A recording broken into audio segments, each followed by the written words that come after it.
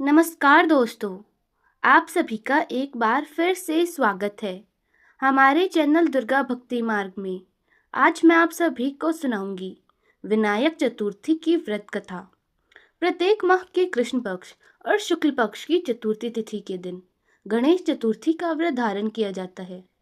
कृष्ण पक्ष में पड़ने वाले चतुर्थी को संकष्टी चतुर्थी और शुक्ल पक्ष में पड़ने वाली चतुर्थी को विनायक चतुर्थी के नाम से जाना जाता है। यह व्रत भगवान गणेश की प्रसन्नता के लिए धारण किया जाता है। इसे धारण करने से व्यक्ति के सभी प्रकार के दुख और संकट दूर होते हैं तथा भगवान गणेश जी की कृपा से सभी प्रकार के सुख और समृद्धि की प्राप्ति होती है। तो आइए सुनते हैं विनायक चतुर्थी की व्रत कथा। एक बार भगवान शिव तथा माता पार्वती नर्मदा नदी के किनारे बैठे थे। वहां पर माता पार्वती ने भगवान शिव से समय व्यतीत करने के लिए चौपड़ खेल खेलने को कहा।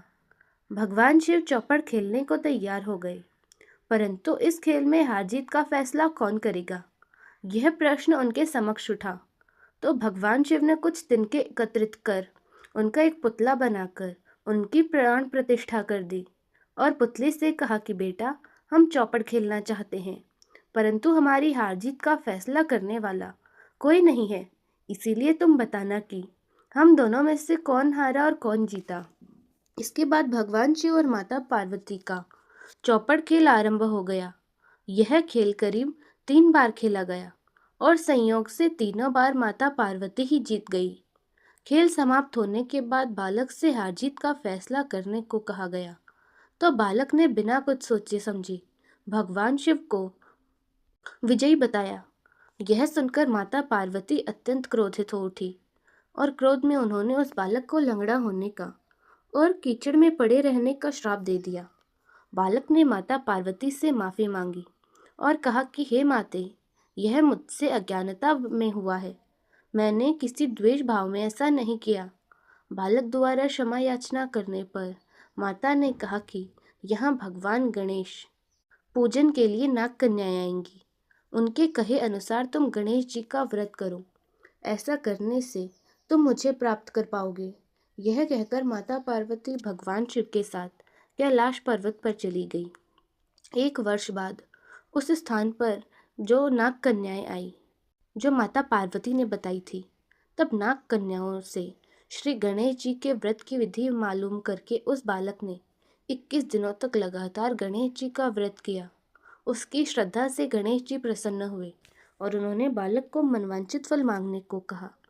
उस पर बालक ने कहा कि हे विनायक, हे विघ्नहर्ता, हे गणेश जी, मुझ में इतनी शक्ति दीजिए कि मैं अपने पैरों पर चलकर अपने माता पिता के साथ कैलाश पर्वत पर पहुंच सकूं और वे ये देखकर प्रसन्न हों। तब बालक को वरदान देकर श्री गणेश जी अंतर्ध्यान हो गए। इसके बाद वह बालक कैलाश पर पहुंचा और कैलाश पर पहुंचने की कथा उसने भगवान शिव को सुनाई। चौपड़ खेल वाले दिन से ही माता पार्वती भगवान शिव जी से विमुख हो गई थी।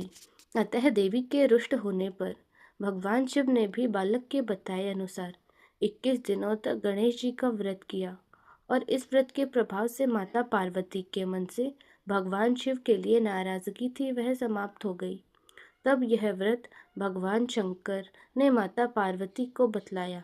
यह सुनकर माता पार्वती के मन में भी अपने पुत्र कार्तिकेय से मिलने की इच्छा जागृत हुई।